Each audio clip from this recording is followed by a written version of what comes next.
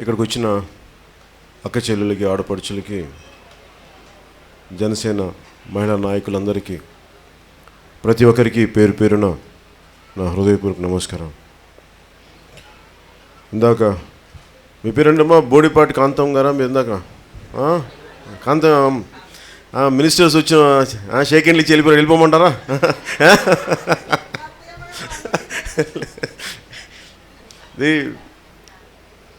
ఏ పథకం, ముఖ్యంగా ఈ డ్వాక్రా, ఈ పథకం ఎక్కడో బంగ్లాదేశ్లో ఆయన స్టార్ట్ చేసిన పథకం ఇది ఒక్క రాష్ట్ర ప్రభుత్వం, ఒక తెలుగుదేశం ప్రభుత్వం స్టార్ట్ చేసింది కాదు. ప్రపంచం మొత్తంలో ఎక్కడో బంగ్లాదేశ్లో చాలామంది ఇంటిని నడిపే ఆడపడుచులకి అండదండలుగా ఉండాలి. వాళ్ళకి కొద్దిగా తక్కువ వడ్డీతో రుణాలు కానీ ఇవ్వగలిగితే వాళ్ళ స్వశక్తి మీద వాళ్ళు ఏదన్నా అంటే చాలా స్కిల్స్ ఉంటాయి. చిన్నప్పుడు మా పిన్నులు కానీ మా అక్కలు కానీ ఈ ప్లాస్టిక్ బొట్లు అల్లేవాళ్ళు. అల్లి పక్కింటి వాళ్ళకు వాళ్ళకు వీళ్ళకి అమ్మేవాళ్ళు. అమ్మితే ఎంత ఒక రూపాయి, 2 రూపాయలు, 5 రూపాయలు అది వచ్చేది ఒక బుట్ట అల్లిన దానికి. అలాగే కొంత లేసులు చేసేవాళ్ళు. ఇలాంటి స్థానికంగా ఉన్న ఎంటర్ప్రెన్యూర్షిప్ని, అంటే వాళ్ళలో ఉన్న స్కిల్స్ని వాళ్ళ కొద్దిపాటి కొంత పెట్టుబడి ఇస్తే తక్కువ వడ్డీ కానీ అసలు వడ్డీ లేకుండా కానీ ఇవ్వగలిగితే వాళ్ళ స్వశక్తి మీద నిలబడతారు. దానికి ఉద్దేశించబడింది. అది రాను రాను ఏమైపోయిందంటే, ఏ అధికార పార్టీ ఉంటుందో ఆ అధికార పార్టీకి మీరు అండదండలుగా ఉంటే తప్ప వాళ్ళకి రుణాలు వచ్చే పరిస్థితిలో లేవు. ఒకవాళ్ళు ఇచ్చినా కానీ వాళ్ళకి రకరకాల పరిస్థితులు వాళ్ళు ఇబ్బంది పెడతా ఉన్నారు. అలాగే వడ్డీ అని చెప్పి మన మనోహర్ గారు, మేము శ్రీకాకుళం అంతా తిరుగుతూ ఉన్నప్పుడు మేము మన తుఫాన్ బాధితుల కోసం వెళ్తూ ఉంటే కూడా మధ్యలో ఒక 5 మంది ఆడపడుచులు పెద్దవాళ్ళు తగిలారు. వాళ్ళు వచ్చి మమ్మల్ని ఆపి, ఇందాక మీలో ఒకరు చెప్పినట్టుగా మా వడ్డీల్ని మా డబ్బుల్ని మమ్మల్ని పెట్టుబడి పెట్టి మా వడ్డీల్ని మాకే ఇచ్చి మా చక్కెర వడ్డీలు పెరిగిపోయి అసలు ప్రభుత్వం ఏం చేస్తున్న స్థాయికి అంత కన్ఫ్యూజన్ ఉంది. ఒకవైపు బ్యాంకు వాళ్ళు ఇబ్బంది పెడతా ఉంటారు. అవమానం. ఆడపడిచికి ఏం కావాలి? మనం చిన్నప్పుడు స్కూల్కి వెళ్తాం. చిన్నప్పుడు ఎవరో హోంవర్క్ చేయొచ్చు, ఏదో ఒక మాట అంటే అవమానం చాలు. బయట 10 మంది ముందు మనం ఆత్మగౌరవం కాపాడుకుంటాం. అలాంటి ఆడపడుచులను నువ్వు లేపి నువ్వు ఎందుకు కట్టలేదంటే ఇబ్బంది ఉంటుంది. ఏ సమస్యలు చెప్పుకుంటారు, ఏ సమస్యలు ఉన్నాయో. ఆ సంఘంలో అందరూ 10 మంది కట్టుగా ఉంటారని కదా, ఒకళ్ళుగా ఉంటారని కదా, వాళ్ళని కూర్చోబెట్టి అలా ఇబ్బంది పెట్టి అదేదో మనకి టెస్ట్ లాగా అవమానం చేసే పద్ధతిలాగా ఈ పద్ధతులు మానుకోవాలి. ఇవి అంటే ఇది ఒక్క డ్వాక్రా ఒక మీటింగ్తో సరిపోతే చాలా లోతుగా విశ్లేషణ చేయాల్సిన అవసరం ఉంది దీనికి. ఎందుకంటే నేను చిన్నప్పుడు చూశాను కాబట్టి మా ఇళ్లల్లో మా పిన్నులను చూసేవాడిని. అంటే నాకు తెలుసు, మనకి కట్టుకోవడానికి ఏదో మన ఇంటికి ఒక చిన్న చెవుకో ముక్కుకో పొడకో ఉండే డబ్బులు ఉంటామని అనుకుంటే ఎట్లా? మాకు ఎలా ఉంటుందంటే ఇబ్బందుల్లో పక్కింటి వాళ్ళు మనకి ఎప్పుడు మా పిన్నులకి సంబంధాలు ఏదైనా తెస్తే ఎవరికన్నా పక్కింటి వాళ్ళ నుంచి ఒక కుర్చీ తెచ్చో, లేదంటే వాళ్ళ ఇంట్లో టీపాయి తెచ్చో, ఏదో కొంచెం మనం అలాంటి చిన్న కుటుంబాలు. సో వాళ్ళకి అండగా ఉండాలని చెప్పి ఇలాంటి డ్వాక్రా పథకాలు. సో దీంట్లో బోర్డులంతా అవకతవకలు జరుగుతూ ఉన్నాయి.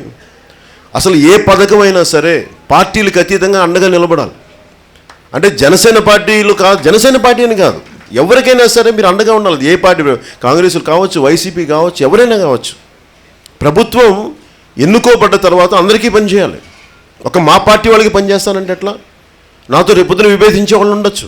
మేము వాళ్ళు కాదంటామా? వాళ్ళకి ఇవ్వాల్సింది చట్టపరంగా ఇవ్వాల్సింది, రాజ్యాంగం పరంగా వారికి ఇవ్వాల్సింది వారికి ఇవ్వాలి. వారికి అండగా నిలబడాలి. అంతేగాని మీ పార్టీ జెండా మోయలేదు అలా కుదరదు. ఎందుకంటే నేను జనసేన పార్టీ పెట్టిన తర్వాత నన్ను ఎక్కువ అడిగింది చాలామంది. ఇప్పుడు ఉదాహరణకి చిత్తూరుకి వెళ్తే ఒక హై రోడ్ అని ఒక ధ్వంసం చేస్తూ ఉండే రోడ్డుని ఆ రోజున వచ్చింది తెలుగుదేశం నాయకులు ఇచ్చారు. వాళ్ళ పార్టీ నిలబడలేదు వాళ్ళకి.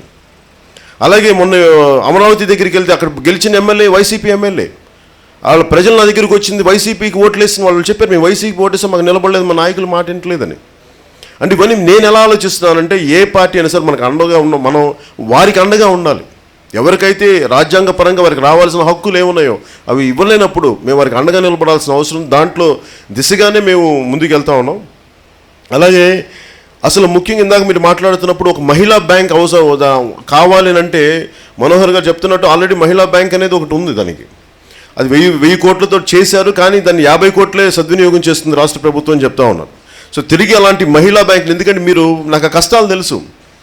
ఇంట్లో నుంచి పిల్లల్ని చూసుకుంటా బయటికి వెళ్ళి మళ్ళీ భర్తల దగ్గర ఒక మాట అనిపించుకుంటా, తల్లిదండ్రులు సర్దుకుంటా, అన్నదమ్ములను చూసుకుంటా, ఒక మాట సాయం చేసుకుంటా మళ్ళీ మీరు బ్యాంకుల చుట్టూ తిరగటం ఎందుకు? మాకు ఎలా ఉందంటే, ఎలాంటి ఆలోచన ఉందంటే చాలా కొంచెం లోతుగా విశ్లేషించి ఆ మహిళా బ్యాంక్ ప్రతినిధులే మీ గ్రూపుల దగ్గర మీ ఇళ్ళ దగ్గరికి వచ్చి మీకు రుణాలు ఇచ్చే పరిస్థితిని, అలాంటి పరిస్థితిని తీసుకురావాలి జనసేన ప్రభుత్వం ద్వారా అనేది నేను మీకు ఆలోచిస్తాను. మీరు నాకు కష్టం, ఇప్పుడు నా అక్క చెల్లెలు నేను 10 మంది బ్యాంక్ చోట్ల పంపించను, నా ఆడపడుచుని వెళ్ళి మీరు తిరగండి అని చెప్పను. ఎందుకంటే మీకు ఇంట్లో చూసుకోవాలి, కుటుంబాలను చూసుకోవాలి. మన విదేశ సంస్కృతి కాదు, మన దేశ సంస్కృతులు ఇవి. మన పండగలు, మన పబ్బాలు, మన పేరంటాలు వేరు. మనం తీసుకువచ్చి ఆడపిల్లలను బయట పంపిస్తామా? ఏదన్నా సరే ఎంతో కొంత వారికి కొంత వెసులుబాటు కల్పించేలాగా ఆ బ్యాంకులు అధికారులకు కూడా ఇలా కాకుండా, అసలు ముఖ్యంగా దీనికి ఒక ఐఏఎస్ అధికారి లీడ్ చేయాలి. ఈ డ్వాక్రా మొత్తం గ్రూప్ను లీడ్ చేయాల్సిందే. ఆ సంస్థలను మొత్తం అర్థం చేసుకోవాల్సిన ఒక ఐఏఎస్ అధికారి ఉండాలి. అధికారిని ఒకరు పెట్టాల్సిన అవసరం ఉంది. దీనికి అలాంటి అధికారిని ఎవరు లేరు. సో దాని జనసేన తరపు నుంచి కూడా ప్రభుత్వం వచ్చిన తర్వాత ముఖ్యంగా డ్వాక్రాని ప్రభుత్వ పార్టీల పరంగా రేపొద్దున జనసేన పార్టీ కూడా ఉండకూడదు. ప్రజలకు అది పనిచేయాలి, మీరు అందరికీ పనిచేయాలి. అది వాళ్ళు రేపొద్దున జనసేన ప్రభుత్వం మేము తీసుకురాగలిగితే పార్టీలకు అతీతంగా మేము మీకు అండగా నిలబడతాం. రేపొద్దున తెలుగుదేశం జెండా మోసారనో మీరు చెప్పండి ఒకటే, మీరు ఏ పార్టీ జెండాలు మోసినా కానీ మీకు జనసేన ప్రభుత్వం అండగా ఉంటుందని చెప్పండి.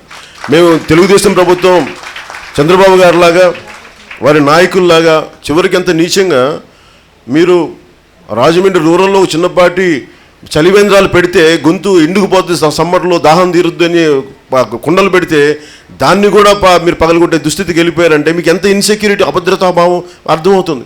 అభద్రతాభావం ఎవరికి ఉంటుంది? ఓడిపోయే వాళ్ళకి అభద్రతాభావాలు ఉంటాయి. మనకి ఎందుకు అభద్రతా భావం లేదంటే సేవ చేద్దాం అనుకునే వాడికి అభద్రతా భావం ఏముంటుంది? గెలుస్తాం అనుకుంటాడా? ఏమనుకుంటాడు? ఓడిపోయి ఏమనుకోడు, పని చేసుకుంటూ వెళ్ళిపోతాం. ఆ పనే మనకు గెలిపిస్తుంది, ఆ పనే మనల్ని ప్రభుత్వం నిలబెడుతుంది, ఆ ప్రభుత్వం మనల్ని అధికారంలో కూర్చోబెడుతుంది. అధికారంలో కూర్చున్నాక రేపొద్దున డ్వాక్రా సమస్యలు మనం సమర్థవంతంగా పరిష్కరించవచ్చు. ఏ సమస్యలను మీకు ఇలా కూర్చొని చెప్పడానికి మేము మీకు అండగా ఉంటాం. ఎందుకంటే నేను ఆడపడుచులతో అక్క చెల్లెలతో తిరిగిన నా కష్టాలు తెలుసు. నా దగ్గరికి వచ్చి మగవాళ్ళ దగ్గర చెప్పుకోలేని సమస్యలు కొంచెం సంకోచిస్తారేమో కానీ నా దగ్గర అక్క చెల్లెళ్ళు సంకోచించరు. వాళ్ళ ఇంట్లో వాడికి ఒక అన్నగా చూస్తారు నన్ను. నాకు కూడా మనసులో నేను ఆడపడుచులకి ఎంత అండగా ఉండగలను, నా తల్లులకి ఎంత అండగా ఉండగలను. ఆడబిడ్డల సమస్యల్ని అర్థం చేసుకోవడానికి మేము ఉన్నాం ఇక్కడ. కొంచెం కష్టమైన, కొంచెం నష్టమైన, కొంచెం ఆలస్యం అయినా కానీ మేము మీకు ఒకటే, నీకు ఈరోజు నా ఆడపడుచులందరికీ మాటిస్తున్నాం, మీకు అండగా ఉంటానమ్మా. మేము మీకు అండగా ఉంటాం మీ అందరికీ. అలాగే చిన్నపాటి మనకి నేను ఎందుకు 33% వీళ్ళు అంటారు. ఇప్పుడు ఇందాక మీరు చెప్తుంటే డ్వాక్రా మహిళలకి నిజంగా ఇట్లా మీరు కాదు, మీరు చట్టసభల్లోకి రావాలి. చట్టసభల్లో రావాలంటే 33% రిజర్వేషన్లు మీరు ఉండాలి. కుటుంబాన్ని నడపడానికి ఆడపడిచి ఎంత అలాంటి సమాజానికి ఆడపడిచి అవసరం లేదా? సమాజానికి ఆడపడిచి అవసరం. చట్టసభల్లో మీరు కనీసం ఉండాలి. కనీసం ఒక సగానికి సగం ఎంత కూరుతో తెలియదు కానీ కనీసం 3వ వంతు మీరు చట్టసభల్లో ఉండాలి. దానికి ముందస్తు భాగంగా నేను మీ దగ్గర నుంచి తీసుకుంది ఏంటంటే, డ్వాక్రా మహిళలు మేము అడిషనల్గా మీకు పొలిటికల్ అవేర్నెస్ ప్రోగ్రామ్స్ పెడతాం, రాజకీయ అవగాహన శిబిరాలు పెడతాం. ఎందుకంటే రేపు పొద్దున్న మనం చేసేది పంచాయతీ వికేంద్రీకరణ చేస్తున్నాం. పంచాయతీ సంబంధించిన నిధులన్నింటినీ పంచాయతీలో ఖర్చు పెట్టేలాగా. అలాంటప్పుడు ఆ గ్రామాల్లో ఉండే ఆడపడుచులకి మీకు ఆ నిధుల మీద మీకు దాని మీద అవగాహన లేనప్పుడు నిధులు ఎటు వెళ్ళిపోతున్నాయో తెలియదు. మొత్తం బాధ్యత మొత్తం మగవాళ్ళకి అప్పచెప్తే అవకతవకలు ఏర్పడితే మనకు చాలా పరిస్థితులు ఉంటాయి. అలా కాకుండా చెక్ పాయింట్ కోసం ఖచ్చితంగా మిమ్మల్ని మేము ఆ సాధికారత మీకు ఇవ్వాల్సిన అవసరం ఉంది, మీకు ఎంపవర్ చేయాల్సిన అవసరం ఉంది. వీటిలో భాగంగా ఇవన్నీ ఈరోజు ఇచ్చింది, ఇది మొదటి మీటింగ్ అనేది తీసుకుంటున్నాను మన జిల్లాకు సంబంధించినంత వరకు.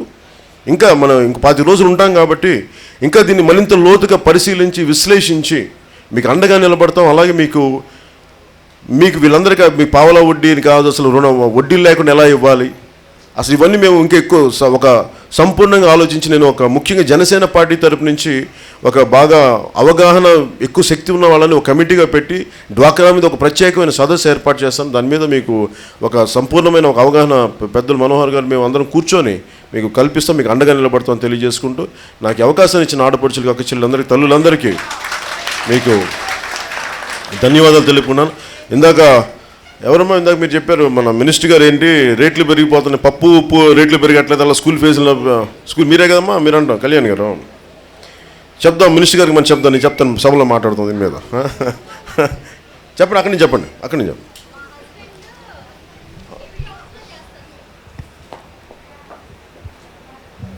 మా హస్బెండ్ ఏపీడీ ఆఫీస్లో చేస్తారు సార్. మీ మిస్సెస్ జనసేనలోకి వెళితే నేను జాబ్లోంచి తీసేస్తాం. మీ మిస్సెస్ బయటికి జనసేన మీటింగ్లకు వెళ్ళినా జనసేనలోకి వెళ్ళినా మేము తీసేస్తాం. మీకు దీనికి చిన్న ఒక కవిత్వం చెప్తాను.